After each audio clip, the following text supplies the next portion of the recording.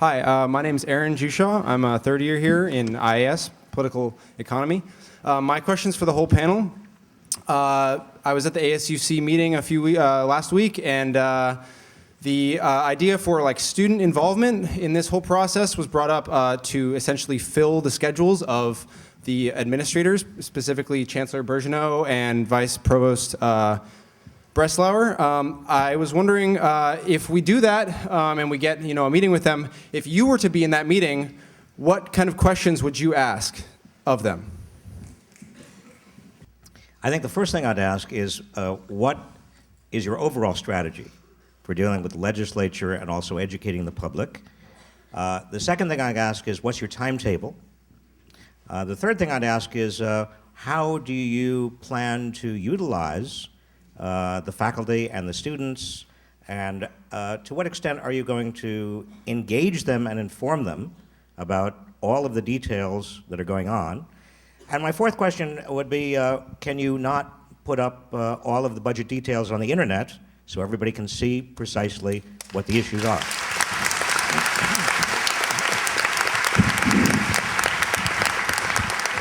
To give those of you who weren't at that meeting some context, Professor Lakoff suggested that students could systematically fill the schedules of university administrators with meetings and keep posing these questions again and again and again as a way of reaching them. Go ahead. Hey there, my name is Kyle Simmerly. I'm a third year here at Berkeley, transferred out of UC Santa Cruz after my first year to try and join this ostensibly public civic stage here at Berkeley. My question for you, I came to this teach-in to learn of solutions. And as a college student, I'm sure all of us can relate to our love of Cliff Notes. Am I right in summarizing your offered solutions thusly?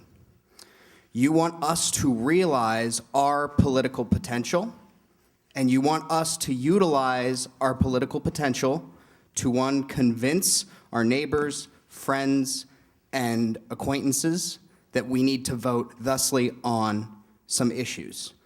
We need to vote to restore majority rule in the legislature, and we need to vote to restore new levels of taxation and revenue streams that go straight to the heart of the university and public reinvestment. Is that a correct summarization? I just want to add to the things you're going to talk to your neighbors and parents and others about.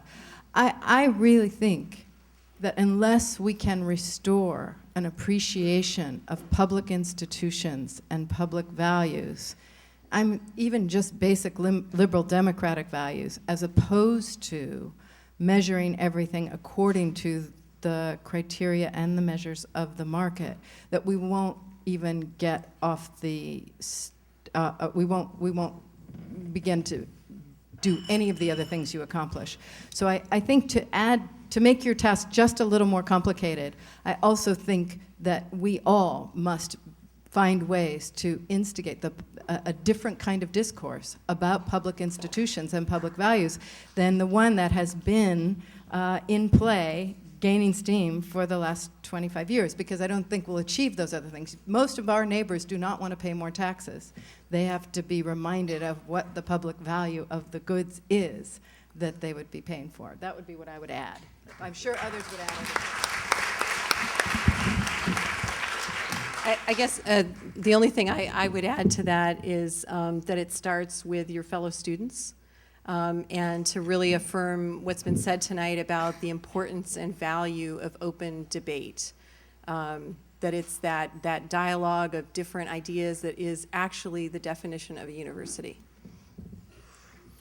The only thing that I'll add is to remind you from the beginning that we said that this was not simple, that the ideas were complex, and part of what we're also saying is that this is not a soundbite solution. This is an engagement in complicated conversations. You can have them. You've been listening. You can have them. But it's not simply about one simple answer to a simple question. It's about looking at the kinds of analyses that Wendy was just talking about.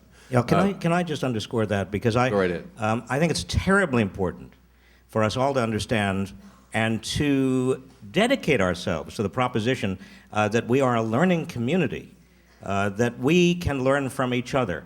The last thing anybody up here wants you to do is to take our values and persuade somebody else that our values are correct. That's not what this is about. This really is about engagement. It's about learning. It's about understanding. It's about figuring out what actually is going on and where the best pressure points are to make it better. But your own solutions are going to be very, very different and varied, and there may not be what we are recommending or anybody individually is recommending up here. Over here, go ahead. Hi, I just want to thank all the panelists for coming out. It's very inspiring and informative to hear you guys speak.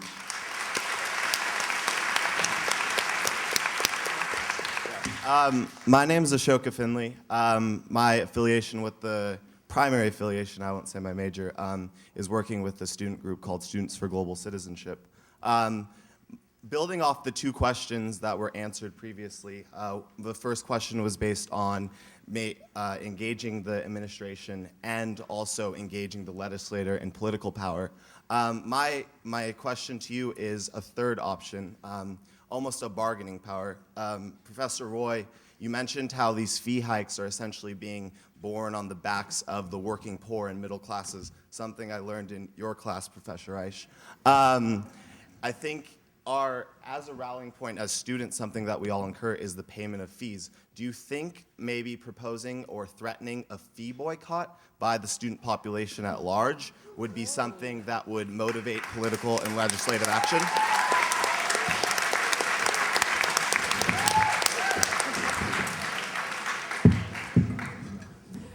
Are you looking for an answer that says, yes, go ahead, Ashoka, Yes. do a fee boycott? You're not going to hear that necessarily from the faculty. What you're going to hear is that all of you know how to make decisions.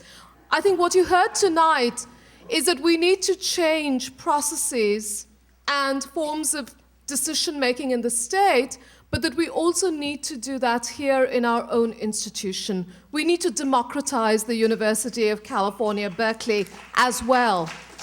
And we need to find a range of strategies, pressure points, if you will, to do that. And I think that is going to be key. Whether or not that pressure point is fees, I don't know.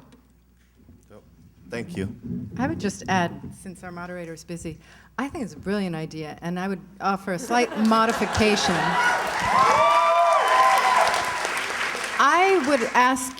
I would say that you should pay the fees that you are now being billed and not pay the increase. That's what we used to do when we were organizing tenants, and the landlords would increase the rents in anticipation of our imposing rent control. Just pay the same fees, organize that. I bet you would get 80% of the student body to be willing to join, even the ones who don't like being in rooms like this. So I think it's a brilliant idea. I actually think it's a very, very smart protest. And on each check should be something like, in the name of public education, my contribution.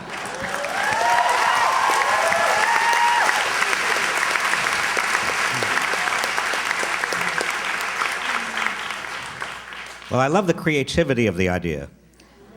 But let's be very practical in terms of signals that we send. I think it's critically important that we, at the most prestigious and, in some senses, most elitist, if you will pardon that expression, institution in higher education in this state, apart from the private universities, be sensitive to the fact that so many people in this state are losing public services. So many primary and secondary schools are in desperate problem. Social services are being slashed all over the state. And we have to we just have to be sensitive to the fact of, what is the public going to make of us if we act in certain ways that may sound or may be interpreted as either self-indulgent or insensitive to the other people in the state who are much more desperately hurting than we are. A next question. I want to try to get as many of you folks as we can. Go right ahead. Good evening. My name is Carla Paredes. I'm a new transfer student. I want to graduate in political science, major in political science. And as I came to learn about the UC crisis, I thought about President Obama's speech on education on September 9th, and I decided to email the White House and ask some questions. And I know that President Obama is not the Messiah, and he's not the ultimate savior, but since Professor Reich exhorted us all to talk to our representatives in Washington, D.C. and in Sacramento, I would like to ask the panel what would be the most effective way to get their attention. And I know that the healthcare reform discussion is a big attention holder right now, but if Kanye West can get his attention, so can we.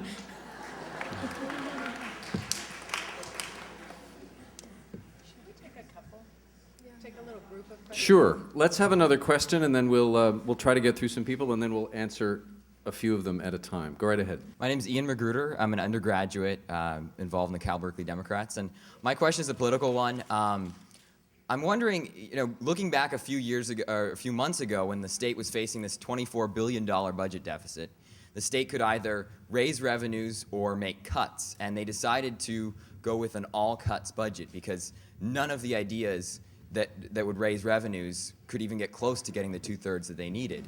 And so, the panel has encouraged us to get involved in politics and the gubernatorial election, but all the Republican candidates are saying they will not increase any revenues whatsoever. In fact, they're proposing major tax cuts that would probably mean further degradation of public education.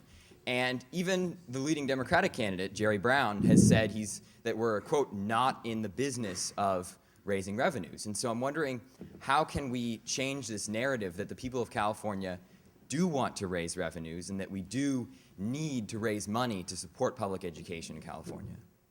Part of the answer is, as you suggest, it's rhetorical. We need to talk about service cuts rather than tax cuts. People have got to understand that basically what we are doing in the state is shooting ourselves in the feet and sacrificing the future. There would be a much better future for the state if we made the kind of public investments, and that's another way of framing it, the public investments that have to be made for everybody's benefit, not just the benefit of people who graduate from here. But more basically, let me just say this. Since 1980, most Americans, and certainly most people in California, have seen no real increase in their incomes at all. Now, that's in sharp contrast to the 50s and 60s and 70s. If we want to know where the tax revolt came from, or at least the seeds of that revolt, the soil in which that revolt was developed, it was the frustration of the middle class in basically not getting ahead at all. This economy, and California's economy, is much larger than it was in 1980.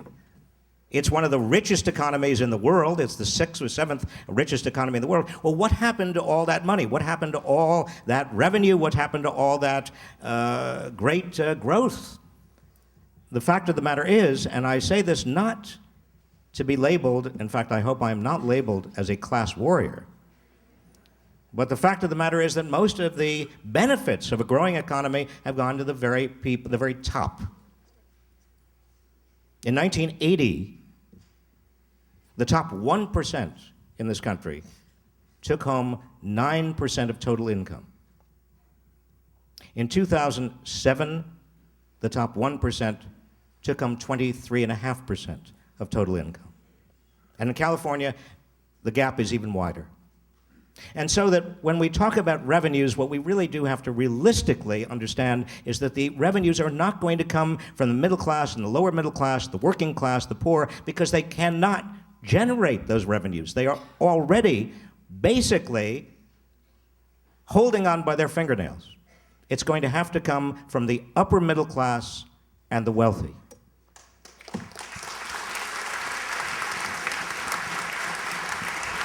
And does anyone else want to respond or pick up on that first question before we move on?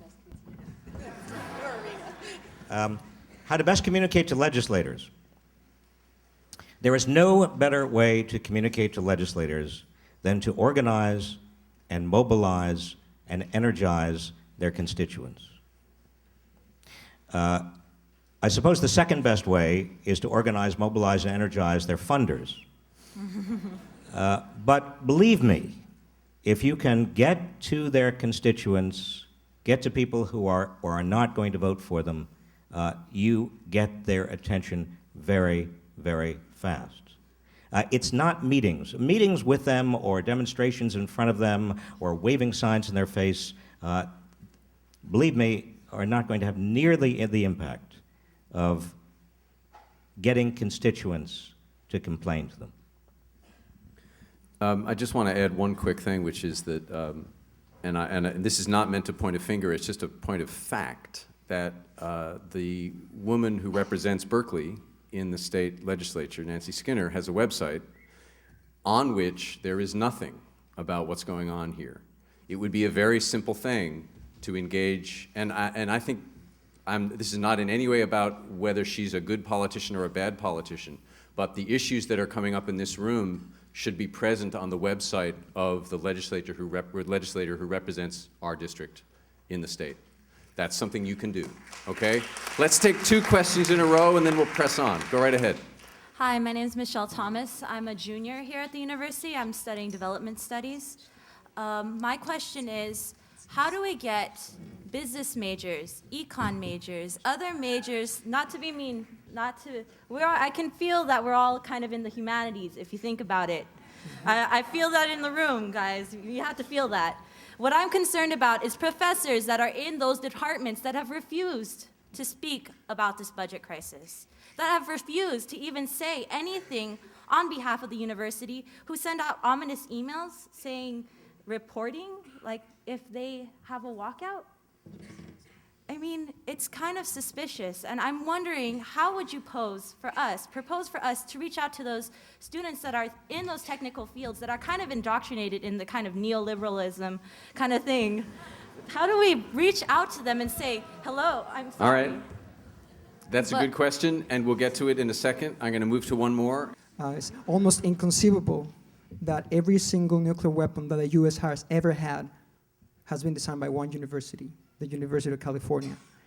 How do we reallocate these resources, not for doing atomic bombs, not for doing nuclear weapons, not to pay obscene salaries and bonuses to the top managers, but to true education, to eradicate the poverty and the violence in our communities? How do we embrace this new paradigm from isolation to community, from scarcity to abundance, from transaction to trust, from consumption to contribution, from perfection to wholeness? Okay. It's a paradigm. It's a new paradigm. We're talking about a new paradigm that is not about putting the right kind of people in power, but the right kind of power in people. How do we embrace that new paradigm? Thank you. It was no different in the 1960s. The vast majority of professors and students at some of the biggest demonstrations in the 60s were not engaged. Don't wait for everybody to be on board. Just go and do it.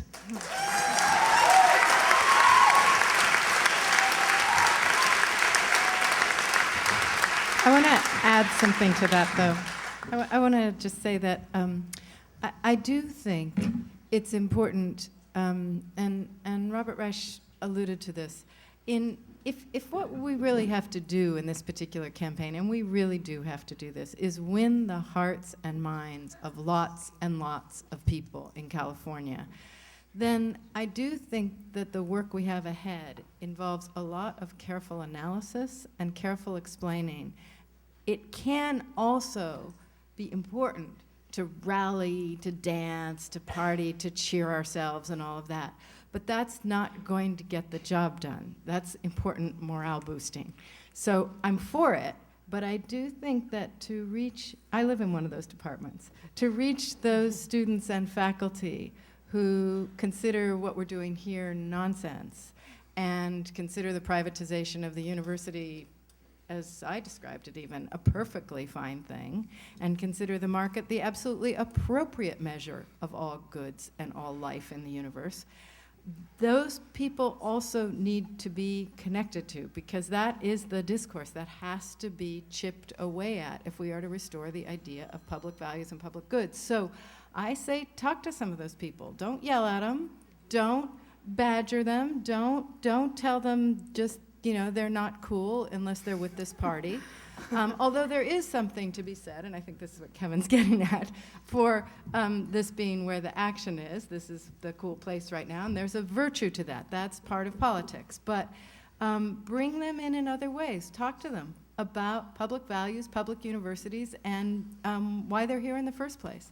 If they're hopeless, give it up. But if there's even a little wedge, a little window to open, keep the conversation going. Yeah, it's important to realize that really most people in the state who are not here do not think that the faculty here do much of anything. I mean, they think we meet students for a couple hours a week in classes reluctantly. Most of them think we don't teach undergraduates. Most of them think the university gives us the money to do our research. Most of them think that our research is stupid, unimportant, or just a hobby, as a friend put it to Bob Jacobson. And, you know, he couldn't disagree. He works in physics. So it's okay. I mean, I work on dinosaurs. Come on. So, you know, this is the sort of thing, I should complain about physics, but this is the sort of thing we have to convince people. It's going to take a long time. There's a progressive, I mean, you know what an expert is? I mean, an expert is a dirty word in America, because in this age, anybody can have a blog, anybody's on reality TV, anybody's view is worth what anyone else's view is. There's an incredible, you know, de-intellectualization of this country. Look at how scientists are portrayed. I mean, being a marginal scientist, look at how scientists are portrayed on TV and in the movies, right? Most of the time they're evil. The rest of the time they're just wrong. I'm happy to be just wrong most of the time. That's what the business of science is about. But you can't convince, you know, the normal people here. Not only that, you know, if you don't know 4 people who have lost their jobs, you're not close enough to the people in this state. There are a lot of people out there who have totally lost their jobs and they're not coming back. So the last thing that we as professors, perceived as elitists, can do is complain about a 4% or an 8% pay cut. We're not complaining about pay cuts. If this needed to be done, you know, we would do it, but we just don't know. We haven't seen the books. We have no transparency. We have no accountability. It's extremely difficult to get reliable information. But we also think that we have a president of the university who has been here for a year and immediately has faced with the greatest crisis in the school's history for at least a very long time. And what is his reaction to it? You know, we have to find out what these things are. We have to engage the dialogue, and we have to convince people in the state that dialogue is worth having and that education is worth investing in because it brings back the economic opportunities and jobs that benefit all of us. And that's where things really trickle down in this economy. We're moving towards, thank you, Kevin. We're moving towards our deadline on the room. So go ahead, Catherine, and then we'll take a couple more questions. Okay. I mean, so I got involved in this. I'm up here tonight because I wrote a letter to my students, and I really wrote it just to the 40 students enrolled in my undergraduate class and the 25 graduate students who I supervise as the head grad advisor. And because I'm a humanist and a researcher, I can analyze complex data, provide an interpretation of that, and I can put together a sentence. If you're mostly humanists in this room, that is a big power. That is a formidable power. Not everybody can put together a sentence, but you can. That's how you got in here. So use it. So that, combined with the thing that is completely blown me away, is the power of the internet. I guess that letter has risen to the status of meme, though I'm not sure I understand what a meme is. But I didn't go around posting it anywhere. I didn't go around posting it on websites, and it ended up on all these websites, and within days I was getting email from Irvine. I've heard from professors at every single UC campus who've read it. I've gotten letters from parents, and even in these email back and forth, and sometimes, you know, at 10:30 at night on a Friday, I think, why am I answering these questions to an undergraduate student at UC Davis? Why am I in this long correspondence with her? Well, we went back and forth for a little while, and then I heard from her a week later, and she said, oh, Professor Cole, thank you so much. It's been so helpful. I've set up a Facebook page and I have 600 members. And the same thing has happened with a mother who wrote to me, where she's just now totally on board. So just don't underestimate that power of engagement. It's really, if you know, you have tremendous power. Solidarity. I'm an alumna here a couple of times and also a union rep. And I just think it's very important to mention the other faculty at UC. your colleagues and to say something about the two casualties, which have been going on for many years and are now culminating, two more casualties of privatization that I think were hinted at in the last speaker's comments.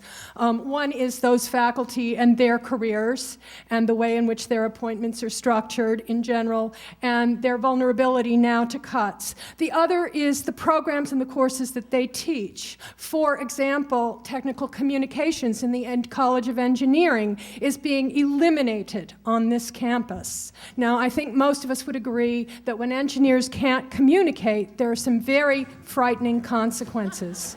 Okay? Do you have a question for us? Yeah, so I would like to ask, especially the last speaker, but the panel, to comment on those losses, the losses of those classes, and also of those colleagues. Thank you. Thank you. And well, one more question from over here, and then we'll let the panel have the floor. My name is Randy Swearingen, a staff member from the College of Engineering. Nice follow-up.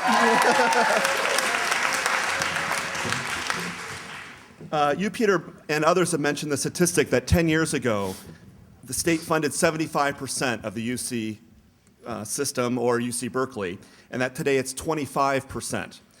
I was informed recently, and I hope I'm wrong, that 25% is still the highest funding of any state university in America right now.